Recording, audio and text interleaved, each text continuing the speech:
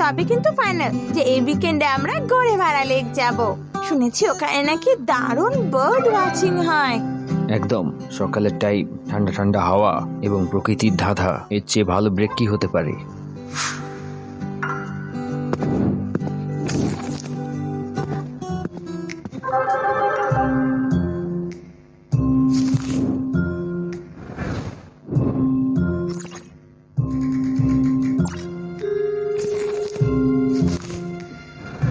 Deer detective Mehul, মহারাজ ভাগ জুতে একটা ভয়ের মহল সৃষ্টি হয়েছে। জুয়ের পুরনো ব্রিটিশ এরা সেকশনে একটা পুরাতন ঘন্টি আছে যেটা পুরোপুরি ডিসকানেক্টেড। গত 3 দিন ধরে সেই ঘন্টিটা ঠিক রাত 12টার সময় বেজে উঠছে। গার্ড ভয় পেয়ে সেই এরিয়াতে যাবে না বলে বলছে, এমনকি পশুরাও ব্যতিব্যস্ত।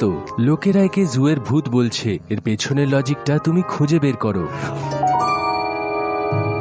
নিজের থেকে বাঁচা ঘন্টি, স্যার মনে হচ্ছে এবারের কেসটা একটু ভুতুড়ে আছে। ভয় এবং অন্ধবিশ্বাস সেখানেই তৈরি হয় আলিয়া, যেখানে লজিক থাকে না।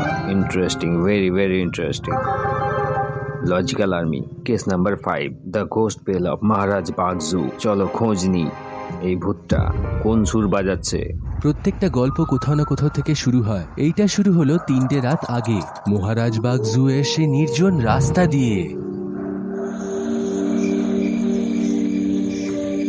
সঞ্জয় ভাই, এই পুরনো জায়গাটা রাত্রে কত বিদঘুটে দেখায়। মনে হয় যেন সময়টা থেমে গেছে। সময় নয়, শুধু এই ঘন্টিটা থেমে গেছে।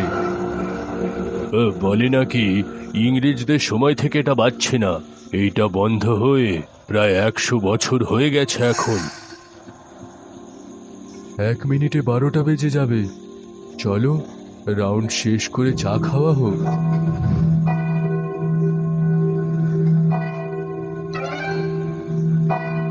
সঞ্জয় ভাই, এই আওয়াজটা কিসের ছিল? না, এটা হতে পারে না।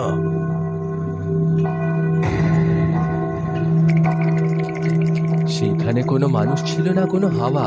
এত বছর ধরে বন্ধ হয়ে থাকা ঘন্টি নিজের আওয়াজ দিয়ে ওদের একলা থাকাটা ভয়তে পরিণত করে।